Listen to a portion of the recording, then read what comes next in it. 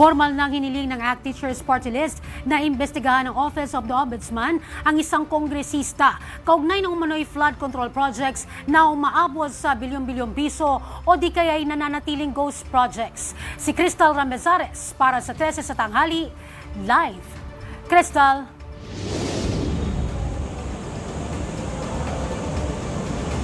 Zay, formal nang nagsumite ng liham sa Office of the Ombudsman ang ACT Teachers Party List para paimbestigahan ang anomalya ng lagpas 100 flood control project sa Davao City. Pinaimbestigahan ng ACT Teachers Party List si Davao City 1st District Representative Paulo Pulong Duterte kaugnay sa umano'y mga anomalya sa flood control project sa Davao at Matina River. Ayon kay House Deputy Minority Leader at ACT Teachers Party List Representative Antonio Tino, nasa 80 kontrata ang nakitaan nila ng umano'y irregularidad na umaabot sa halagang 4.4 billion pesos mula 2019 hanggang 2022. Karamihan umano sa mga kontrata ay mga ghost projects, habang ang iba naman ay nadoble ang pondo sa ilalim ng General Appropriations Act o GAA ng 2020. Walo rin sa mga proyekto ang may magkakaibang lokasyon sa dokumento, ngunit nakatanggap pa rin umano ng buong bayad ang mga kontraktor. Habang 10 kontrata rin ang idineklarang completed sa papel, ngunit hindi pa rin tapos ang konstruksyon.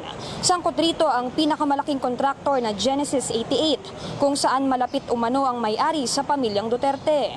Kasama rin sa sulat na dala ni Rep. Tino ang detalyadong analysis na naglalaman ng pagsusuri ng mga proyekto. Mensahe ng kongresista, kinakailangang managot lahat ng sangkot. Distrito mo ito, responsibilidad mo to. No? So kailangang maipaliwanag kung bakit merong mga ganitong anomalya na lumalabas sa pagsusuri pa lamang ng mga datos ng mga kontrata mismo at ng mga accomplishment reports ng DPWH.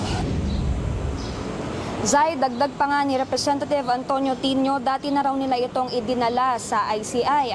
Ngunit dahil tuluyan na itong nagsara, malaki ang tiwala nila na agaran itong maaksyonan ng Office of the Ombudsman. Crystal Ramezares ng IBC News para sa 13 sa tanghali ng Congress TV.